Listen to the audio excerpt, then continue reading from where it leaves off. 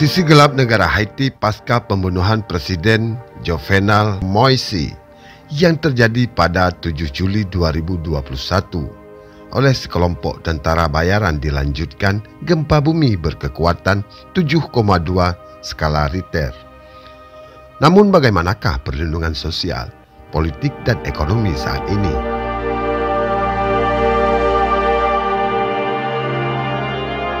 Halo Santai Mania dimanapun berada, ragam suku dan bangsa yang lagi santai di berbagai belahan dunia.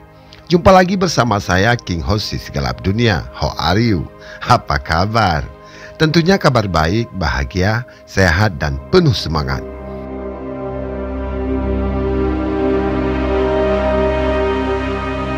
Lagi santai kan? Lanjut aja santainya. Lalu nikmatilah sejumlah informasi tentang dunia untuk Anda. Hanya di channel ini, kami mengajak Anda untuk mengelilingi dunia. Tidak lupa kami selalu ingatkan kita semua bahwa dari apa yang kita nonton hanyalah sebagai pembelajaran agar menambah wawasan dan pengetahuan. Negara yang kita kunjungi kali ini adalah negara Haiti. Siapkan kopi dan bersantailah. Inilah sisi gelap dunia bersama negara Haiti.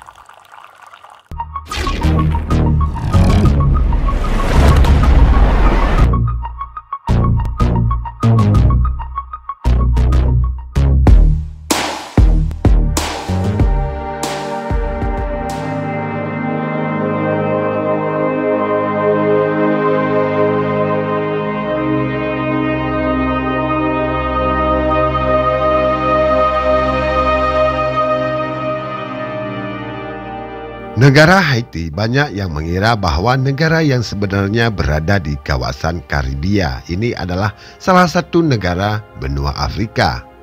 Hal tersebut kemungkinan disebabkan karena mayoritas penduduk Haiti adalah orang-orang berkulit gelap.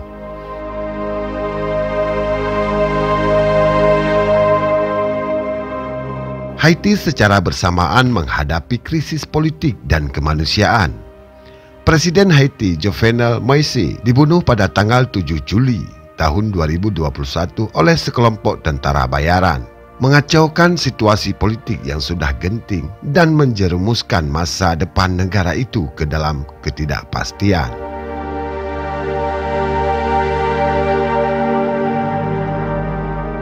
Pada tanggal 14 Agustus tahun 2021, negara itu dilanda gempa bumi berkekuatan 7,2 skala Richter yang mematikan, yang mempengaruhi lebih dari 800.000 orang di semenanjung barat dayanya, menewaskan ribuan orang dan membuat puluhan ribu lainnya mengungsi.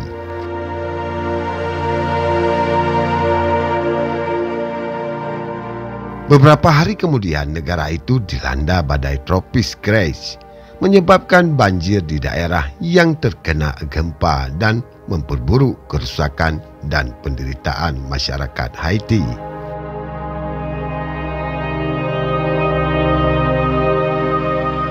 Di tengah kekacauan, kekerasan geng meningkat drastis di wilayah metropolitan Port-au-Prince, menggusur sekitar 19.000 orang. Insiden-insiden ini berlangsung bahkan ketika pandemi COVID-19 terus membebani sistem kesehatan dan infrastruktur lainnya di negara Haiti.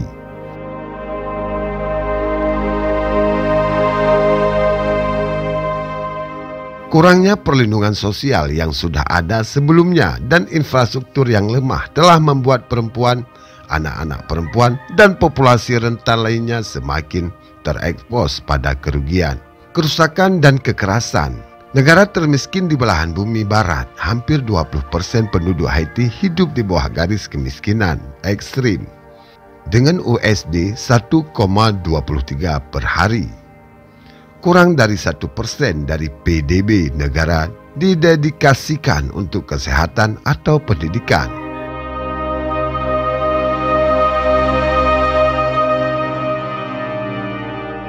Bahkan keluarga termiskin harus membayar untuk menyekolahkan anak-anak mereka, dan sebagian besar tidak mampu membayar harga supermarket untuk makanan dan barang-barang kebutuhan pokok.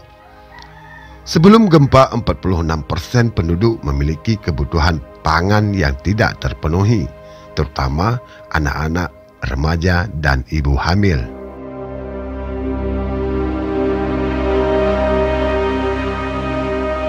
Gempa telah memperburuk keadaan. Dengan sekitar 70% sekolah di wilayah barat daya negara itu masih rusak atau hancur. Diperkirakan 230.000 anak sekarang berisiko putus sekolah. Menurut penilaian cepat PBB, 54% perempuan dan 46% laki-laki mengalami kesulitan dalam mengakses layanan kesehatan di daerah yang terkena dampak gempa. 18% wanita dan 12% pria kehilangan tempat tinggal. Sementara 53% wanita dan 56% pria tidur di sebelah rumah yang rusak.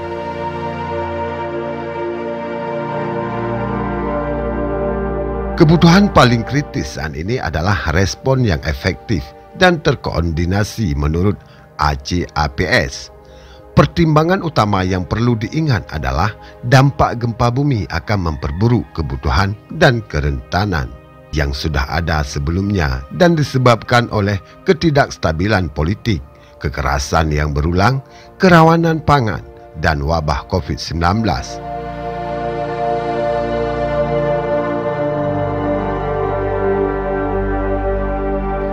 Haiti memiliki kendala kemanusiaan yang sangat tinggi. Akses memburuk karena tidak adanya keamanan, sehingga kerawanan meningkat sejak awal tahun 2021.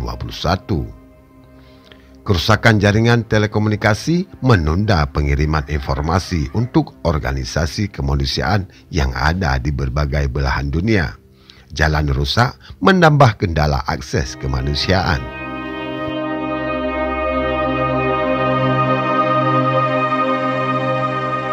Kesehatan darurat dan pertolongan pertama psikologis adalah kebutuhan yang sangat mendesak. Banyak korban gempa tahun 2021 yang lalu juga mengalami gempa bumi pada tahun 2010 dan badai Meteo pada tahun 2016.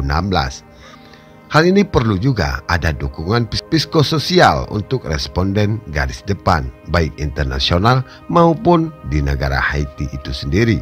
Perawatan spiritual bencana emosional juga penting.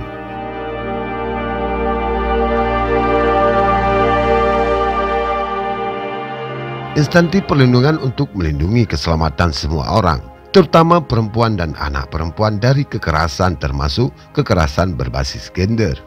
Semua populasi berisiko termasuk orang tua, orang yang hidup dengan disabilitas, anak yatim piatu perlu memiliki upaya perlindungan yang dilembagakan.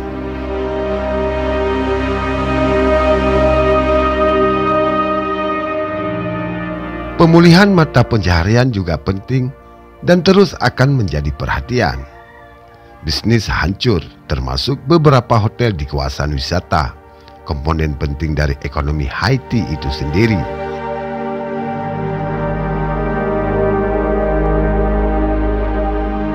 Mengingat tingginya tingkat kemiskinan yang ada, akan ada kebutuhan untuk pengembangan kegiatan yang menghasilkan pendapatan baru.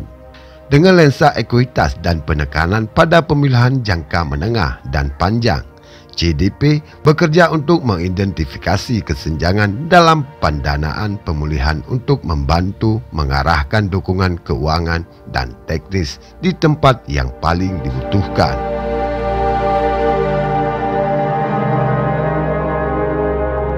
Perlu adanya keseriusan baik negara Haiti dan pihak organisasi lainnya yang ada di dunia untuk membantu pemulihan ekonomi bagi masyarakat Haiti.